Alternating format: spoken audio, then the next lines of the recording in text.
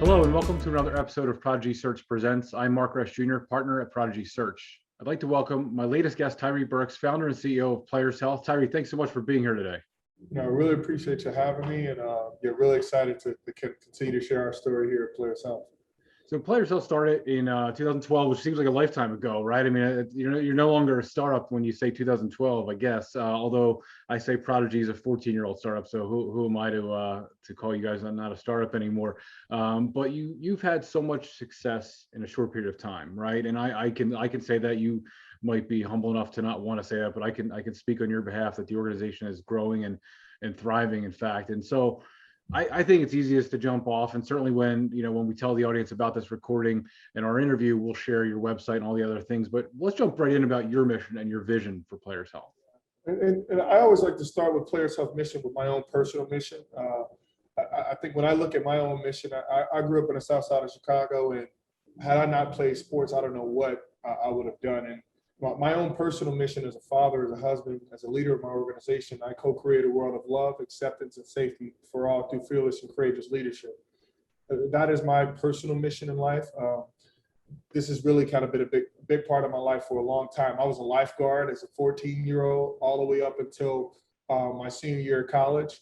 So like keeping people safe and thinking about health and safety has really been a big part of kind of who I am and who I identify myself as. And so hindsight 2020, when you look back kind of over your career and kind of the things that you've done and kind of have led you to this point, for Players Health to have a mission specifically around focused on the health and safety of athletes doesn't seem too far removed from kind of, how I've thought about the world as I've grown up.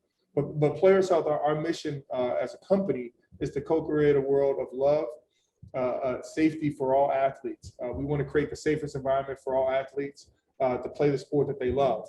Now, that may seem like a really simple mission, definitely not easy, because as we've seen over the course of the years, there's a lot of good things that amateur sports bring to our young athletes, but there's been some experiences that we've seen, with the likelihoods of the number of organizations that have been found negligent of how they manage the overall health and safety of athletes. Organizations need help and support in creating that safe environment. And that's where kind of our foundation of Players Health started. I'm a former athlete. I played professional football for a number of years before starting Players Health. And I had a ton of injuries that, if I were to look back over my injuries, they started when I was young, and had they been managed a lot better, I may have had a longer career in the latter part of my career, but we want to prevent the likelihood of these incidents from happening within youth sports, and with specifically focusing on amateur sports. Youth sports is really where we want to make the biggest impact. So you kind of brought up one of the things that I'd always been thinking about with your background, right? And what we told your story when we were assisting you with some key hires, the experience you have as a former professional athlete, a coach, by the way, but at a high level, playing sports at a high level and throughout your life. Clearly that shaped your perspective and kind of your attitudes towards the well-being of athletes. Talk about that. I mean, because again, everybody, I've played sports, nowhere near the level, but everybody gets injured at some point. So you're always thinking about, okay, I want to get back on the field or the court, and I don't want to be injured for life. So 20, 30 years from now, I'd like to also not have any issues. But how has your personal experience shaped kind of the idea of Players Health or your own attitudes towards athlete well-being? I'll talk a bit about kind of my journey from my injuries, and then how that led into me really thinking about me being a father, becoming a coach. I actually sat on a board for a youth association for a number of years. But I had a ton of really serious injuries. I have 3 bulging discs in my neck. I ended up tearing my hamstring up my tibia. And when I decided to hang it up, I wouldn't say I decided, I was forced to hang up at that point. Play wide receiver. Hung up for you. I play wide receiver. If you can't run, you got to start figuring out something else you need to do. But I went to visit one of my buddies. He was playing for the New York Giants at the time. And when I looked at my journey, I realized that I had so much more that I could give to the sport. My son at the time was 9, and he was really starting to get into sports, and I wanted to contribute to his experience of what amateur sports brings to him in a positive way. So of course I started coaching, and then I went from coaching to I sat on the youth association board, and that's when I really realized how out of depth I was in terms of just managing health and safety. I was our director of risk management. I didn't realize that that was the role in the organization that no one wanted. This was a volunteer organization, and we had about 300 volunteer coaches and parents that were volunteering to coach. All of these coaches had to get background checked. They had to go through concussion training and abuse awareness training. Well, I was managing all of this on an Excel spreadsheet. And so that experience really led me to start thinking about really everything that an organization needs to make sure that compliance was managed in a way that was easy. This had became really a full-time role for me to really implement and manage that. And then I think those were some of the initial ideas that we focused on with Players Health. We started with injuries, which was really my main which was really kind of a big personal mission for me, which is that how can we properly manage injuries? So when an injury does happen, are we following specific protocols? And can we make sure that we reduce the liability that our organization has by following those protocols? So everyone knows about concussions. If a concussion does happen, are we collecting a medical clearance before we return an athlete back to play? Is that uploaded into our system? And then now we're clearing that athlete back to play. So there is a track record that we can show that we follow the protocols. And then of course, abuse, unfortunately, is very prevalent in amateur sports. And whether that be physical, emotional, sexual abuse, this is something that we deal with, especially when it comes to mental health. This is that's the big topic right now when it comes to sports and youth. But creating a safer environment has to do with making sure that we give athletes a voice. So we created an abuse reporting application that allows any athlete, coach, or parent to anonymously or privately report an abuse incident. Now, with the passing of the Safe Sport Act, which really didn't exist 3 years ago, this now, it raised the standard of care that a lot of these organizations have to follow. And I was in that position to now manage this.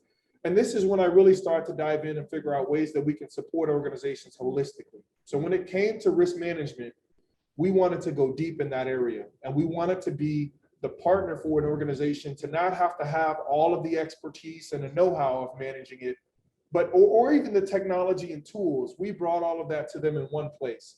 And so now Players Health today, we started as an organization. We've been at this 6.5 years since we've been in the market. Yes, the idea of Players Health started back in 2012, but we've been at this for 6.5 years now.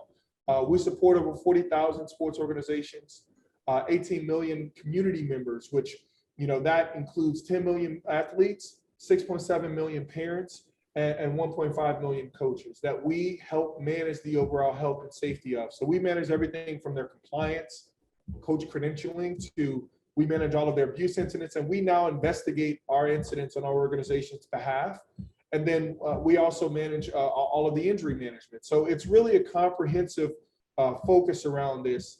And then what has been new and what has been a new kind of evolution of Players Health is that we've created an insurance arm of our organization.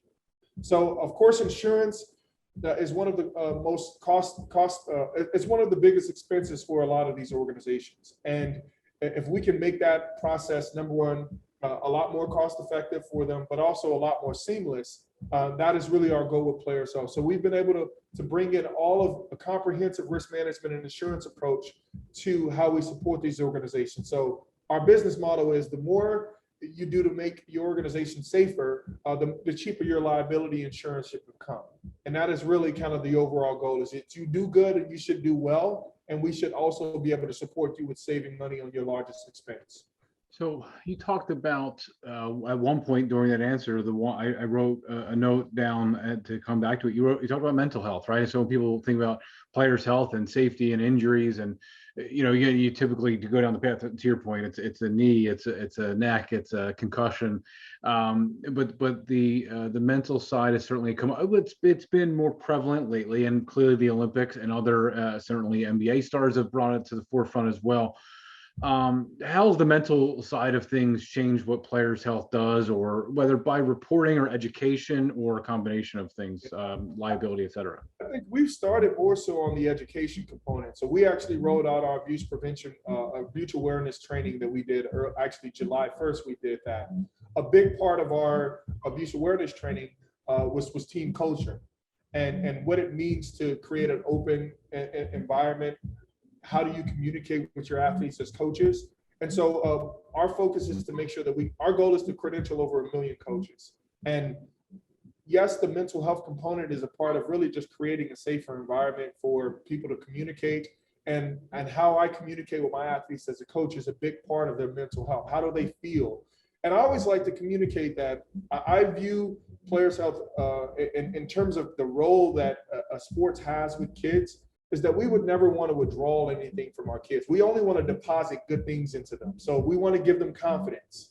We want to give them, we want to teach them team building skills and how to work with the team. There's a bunch of positive things that that sports gives to kids. But now we're starting to see that sports also takes things away or drawing. So whether that be confidence, whether that be, their ability to work with the team. And once you start taking those things away from kids, their motivation, they may not ever get those things back. And I think right now we're focusing on just educating the long-term effects of what a good environment can provide, which is better citizens, stronger parents, things like that, but also the negative effects of what the long-term effect of sports can do, which also could take an individual down a path that you may not think about. And I think when it comes to suicide, when it comes to all of these things, these athletes, sports is the world to them. Like, sports is everything to me. And when I played youth sports, not doing well, like a lot of my self-esteem was built up into how I played and how my parents and how my coaches respond to me, maybe having a good performance or a bad performance. How do we approach that? How do we communicate around that? And I think those are really the components where we start with. We start with the education when it comes to mental health, and then you can get into the tools to help the athletes, because they're still discovering who they are. And we as coaches play a huge role in the development of a kid. Everything you just said is fascinating, because I think the lens that you have is unique. A former player, former coach, and a parent, right? So you're covering, among the other possible perspectives, it's not a business only look at the situation, right? You said something earlier in our conversation about the idea of reporting or uploading a document and having kind of a system and process. And so if you could, again, to a certain extent, bring people behind the scenes by way of, again, you guys have the technology, you have the data, kind of this infrastructure, right? And so can you tell people how things are done? Like 101, like almost Players Health 101, like in terms of who you serve and how do you work with Players Health? One of the things I'll do is, and I think this may be a really good idea to see, but I'll actually, I'm not sure if I can share my screen, but I can walk you through kind of our process a little bit, because I think that's what makes Players Health really unique, is that when an organization goes through Players Health, we learn a lot about the organization. So we understand how that organization communicates. We understand how they, their org structure, their organization chart, roles and responsibilities. All those are really important parts before we can get to the technology. A lot of organizations we sit down with, they automatically want to implement the technology. They want to focus on what that implementation looks like, but we need to make sure that the policies and protocols are in place first. Because if we don't do that, then when an incident is reported and we're not ready for it, then of course it could fall through the cracks. We find that there's more liability in not preparing for what we know will happen. And so I think the big part of Players Health in the beginning is we set policies and protocols in place. We make sure that there's clear roles and responsibilities, and then we implement our technology. And then we're not your normal insurance broker. We are an integral part of the organization. Every month we have incident reviews. So we go through, and every month we have our fellowship meeting with our organization, and we're looking at, hey, this is how many injuries you had this month. Did we follow the protocol? This is how many, we had a number of abuse incidents. And maybe our incidents are abuse, maybe they're just misconduct. Maybe the coach was reported that they were using profanity.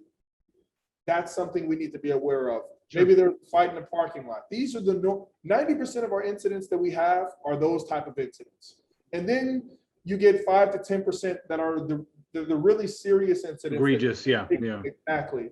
But for the most part, it's really making sure that the organization responds appropriately to the incidents that they know will happen, and that how they deal with an incident is communicated to the parent ahead of time. And one of those examples is as an adjudication matrix. Say an example that two kids have a fight in a game.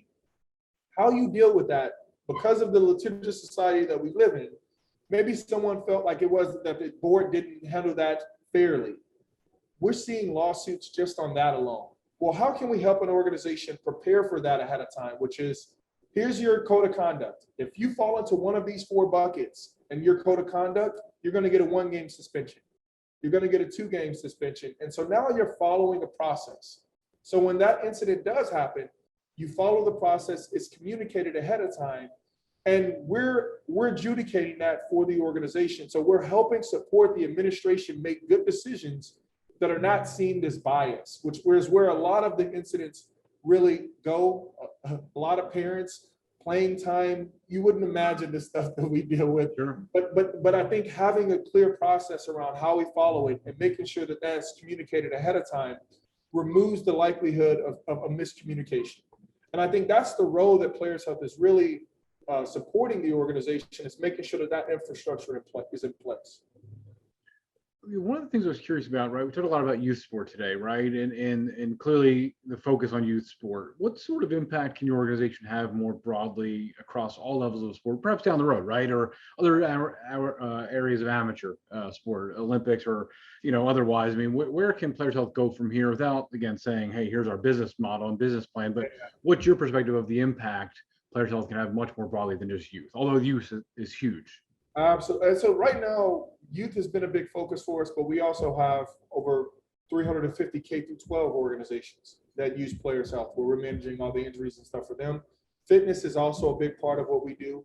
We write a decent amount of fitness clubs because health and safety, injuries, it's consistent with how we manage risk. And all of these organizations struggle with acquiring abuse and molestation coverage. That is a big coverage that organizations not are required to, but when you deal with minors, it's really important that you prepare and you're protecting your organization from incidents that happen. Buying that insurance is important, but because of the history of amateur sports and the risk how it's been managed in the past, it's harder for these organizations to get the coverage, or it's way more expensive. We're now seeing that premium increases right now across the board within amateur sports they're starting to see anywhere between a 40 to 100% rate increase on their insurance.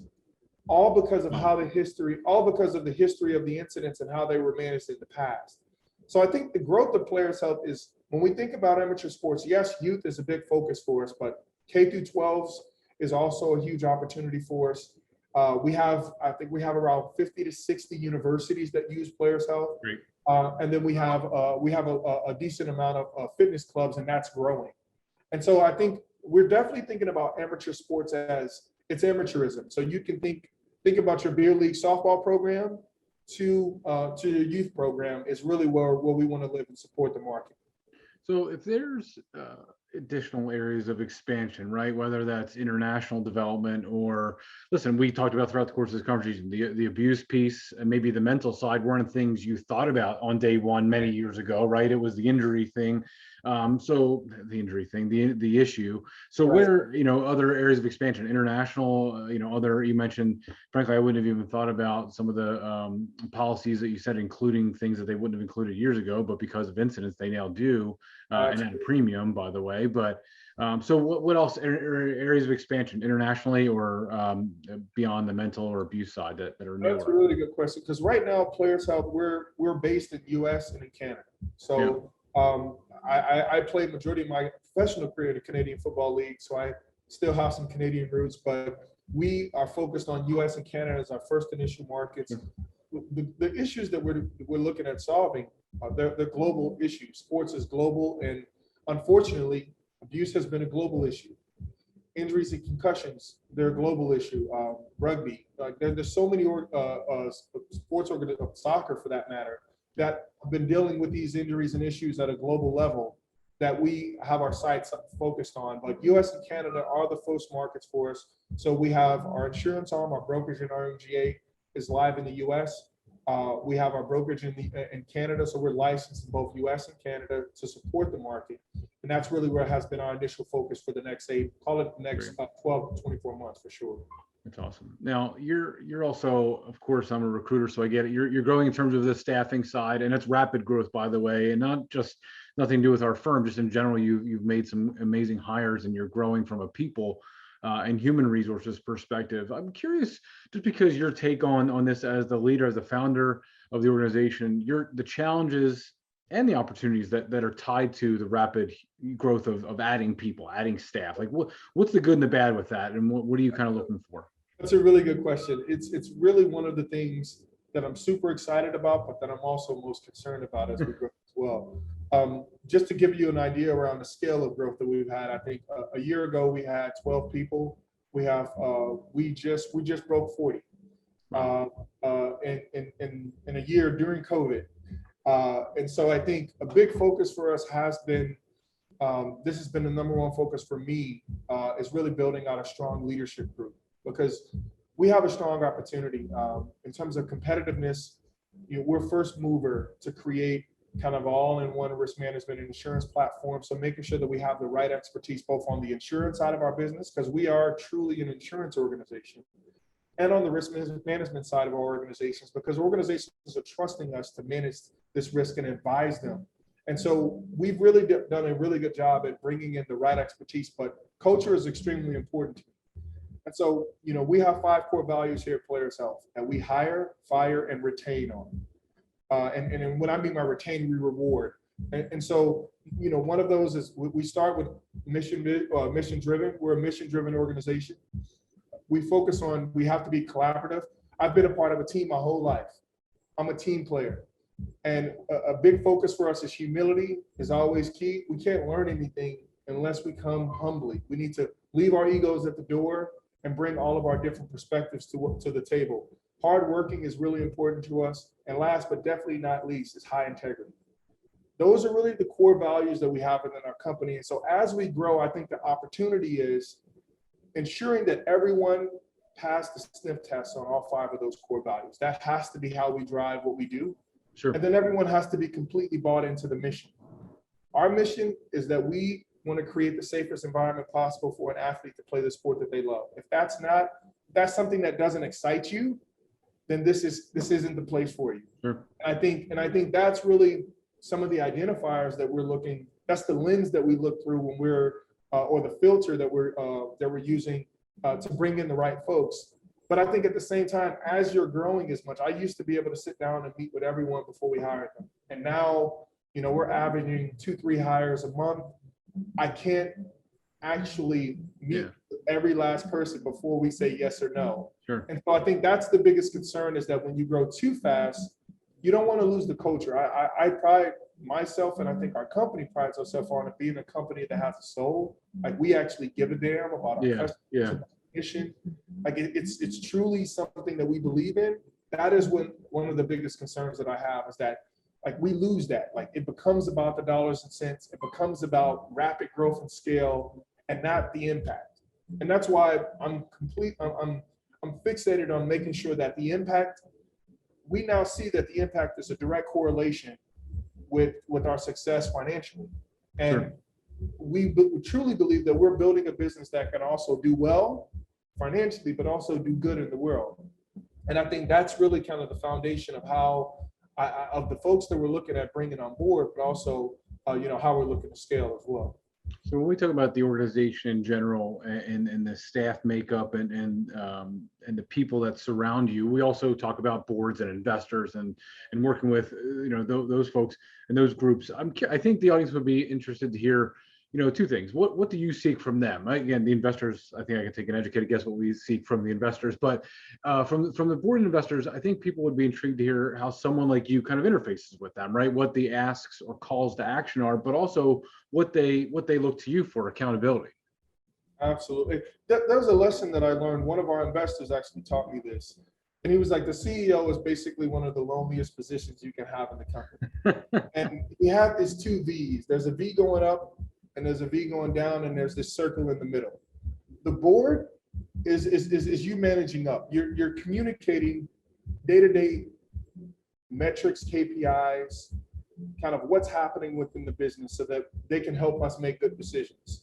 We have a fiduciary responsibility to our board of directors and to our investors to make good decisions, and we need to make sure that we have the the accurate information of what's currently going on within the business today to make good decisions. So that's my communication to the board. Sure. And my board is a balanced board. So we have 2 independent board members, we have 2 investors, and then we have 2 individuals right now, myself and our president of insurance, Navina Nand. We represent the employees, the common stock. That framework is a healthy framework that allows everyone to have a perspective that, hey, it's not all money, it's not all just do good, but it's also, we have independent individuals to help us kind of break up the whether that be money and do good as well. And I think having all of those perspectives, and then also bringing strong expertise. So we have great insurance expertise. One of our board of directors is a guy named John Chippendale. He's the chief marketing officer for Hub International. It's the 8th largest insurance brokerage in the US. And then we have another individual, Brady Burnett. He was the former head of growth and sales for Facebook and Google. And so those are 2 different skill sets and expertise, but they bring a lot to what Players Health is really looking at. We are a digital technology company. So understanding how you build ecosystem is important. Brady brings that expertise, but also we are an insurance company. We operate in a highly regulated environment. And so every 8 weeks, we have our board meetings. And I like to see my board of directors as also extensions of our company. If I can't pick up a phone, call, text, questions, I don't think I know everything, and I'm always looking for ways to learn. So I'm going to seek that out, and those are the individuals that we look to have join that board. So I'd love to, the last question on my side, more or less last question on my side is about leadership, right?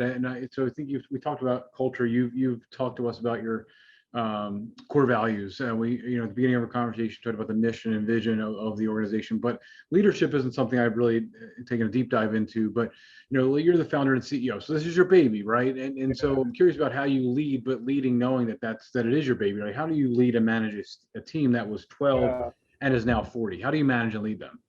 So my perspective in leadership is really consistent with all the teams that I've been a part of. As a head coach, you embody the mission and vision of the company. And then you need to empower all of your assistant coaches and all of your, call it the generals, so to speak, to support you in building that business. I am more of a collective leader. I want to make sure that we just brought in our president of insurance.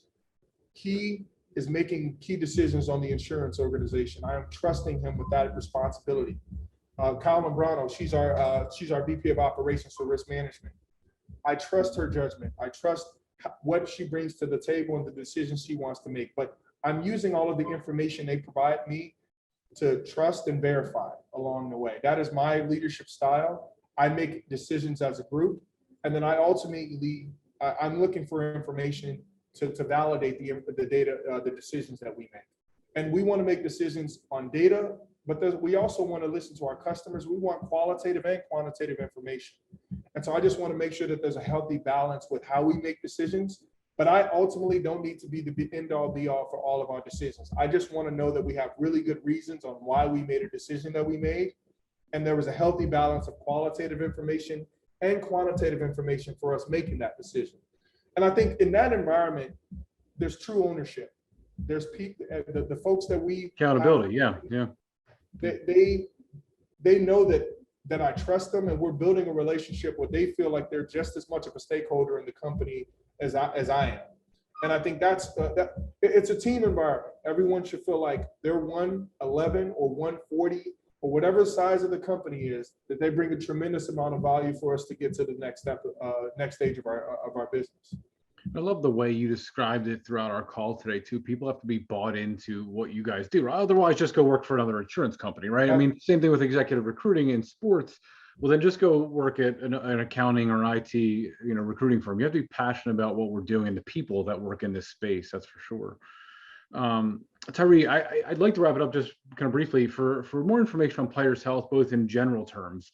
in terms of how they can learn more about your organization, your mission, or if they want to learn about your offerings and kind of, whether they are a coach, they are a parent, they work or run a fitness club. I mean, where can they go? Where's the best place for them to dig in? Check us out on playershealth.com, or we're really active on LinkedIn. So go to Players Health on LinkedIn, social media, on all the social media channels, but our website directly will share. It's an extension of what we're communicating. And I think imparting, I think